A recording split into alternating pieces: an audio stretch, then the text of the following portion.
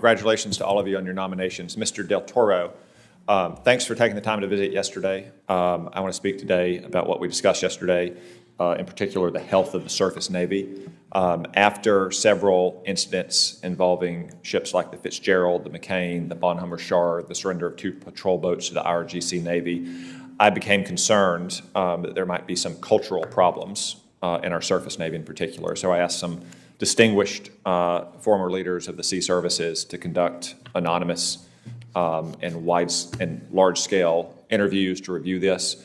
That report just came back to me, as well as Congressman Gallagher, Banks, and Crenshaw yesterday. We've released it publicly.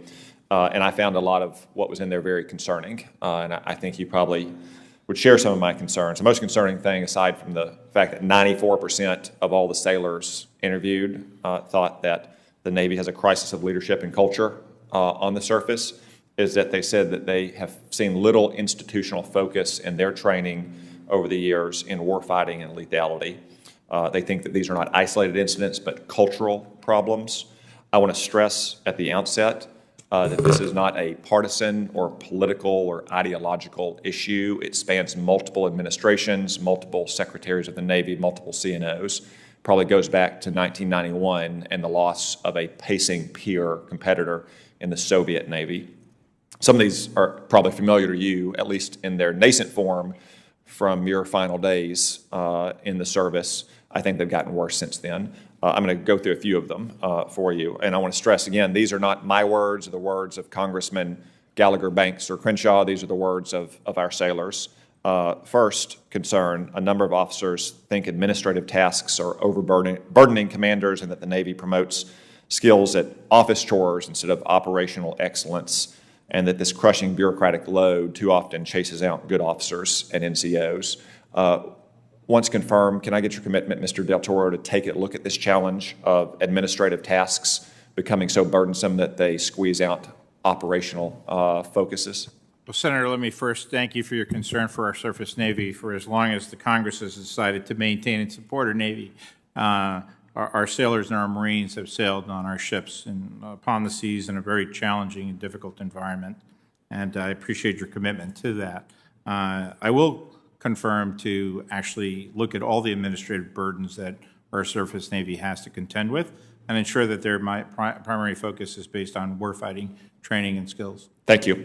A second concern is the so-called zero defects mentality, where sailors often call it the one mistake Navy, that one mistake could result in the end of an officer or NCO's career. They said that this fosters resentment and attrition in the force. John Lehman, former Secretary of the Navy, one of your predecessors, has pointed out that some of the finest and most storied admirals of World War II, some of whom have ships and ship classes named after them now, probably couldn't have survived in this environment. It reminds me of what Lincoln is supposed to have said of Grant when people complained that Grant drank too much. Lincoln said, "Find out what whiskey he drinks and send a case to all my commanders." But that there's too big a fear of a single slip-up ending a career. So can I get your commitment that you'll look at this so-called zero defects mentality as well, so that the commanders can focus on doing their job without a worry of constantly fearing the loss of their job? Well, Senator, let me first attest that Josephus Daniels did away with drinking in our Navy, and I do not condone drinking on board Navy ships or anywhere else in our military services. But to this issue of zero defects, we have to empower our commanders to be able to exercise their authorities. There is no single most solemn responsibility for a commander of any unit, particularly a commanding officer of a ship at sea, than their responsibility to ship handle. And it's important not to have a zero defect mentality. You are correct. Apart from the individuals that you mentioned, I would argue that there are many other more contemporary naval leaders, distinguished leaders, who've suffered through issues in their own career. I myself, had many challenges throughout my career, and so it's important to not have a zero defect mentality when training our future leaders of the United States Navy. Thank you. And I understand that some defects have to result in serious consequences, but as do the sailors who are cited in our report. But they were very clear that zero defects is hurting their leadership. A third issue is the suffocating micromanagement that they cited because of advances in information technology and communications technology. Admirals and commodores now can reach across hundreds of miles and look over the shoulder of ship commanders. That's not only stifling to dynamic leadership, but it also creates a real risk of those leaders failing in an actual fight because that communication is very likely to be severed. Can I get your commitment to look into this challenge of micromanagement and making sure you have the appropriate levels of command and control across the chain of command, but it's not stifling our ship commanders? I will look into this issue of micromanagement. You know, there are times for good leaders to micromanage, and there are times for good leaders not to micromanage. Unquestionably, for example, when a ship is in restricted maneuvering under very difficult challenges, the commanding officer of that ship, for example, has 20 years of experience in ship handling. That is a proper time to micromanage and to continue to train your junior officers for them to be able to accomplish their missions. I think that this issue of micromanagement obviously has been impacted in positive ways sometimes. You know, our systems have become far more integrated, our combat systems have become far more integrated, and there are advantages to that. But to your point as well, too, we have to be able to empower our unit commanders to be able to do their jobs and do their jobs effectively and then back them up.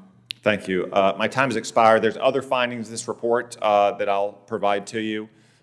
Things, unrelated topics like the instability and the shortchanging of surface warfare officer training or the corrosive influence of certain kinds of attention to media or social media, but I'll provide it to you. I'll provide some written questions for the record as well. I just want to say I think our surface Navy is in need of some help, and they need to get their fighting edge back. That's the consistent theme I heard from officers, from NCOs, from sailors at all levels. As a former commander yourself, very rare thing in the history of our Navy for a Secretary of Navy to have commanded ships at sea. I think you're uniquely positioned to address this issue. You got a lot of other priorities like shipbuilding, but as we've heard this morning, you got a lot of fingers in that pie as well.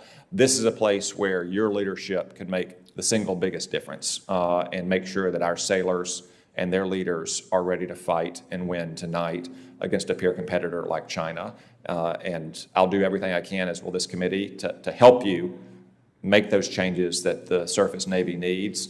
But first and foremost, it's a question of leadership, and we'll need your leadership on it. Thank you, Senator. If confirmed, I commit to taking on those opportunities. And maybe after you've been on the job for a couple months, if you can get back to me on all these things, and we can talk about what you found while you've looked into it. Yes, sir. Thank you.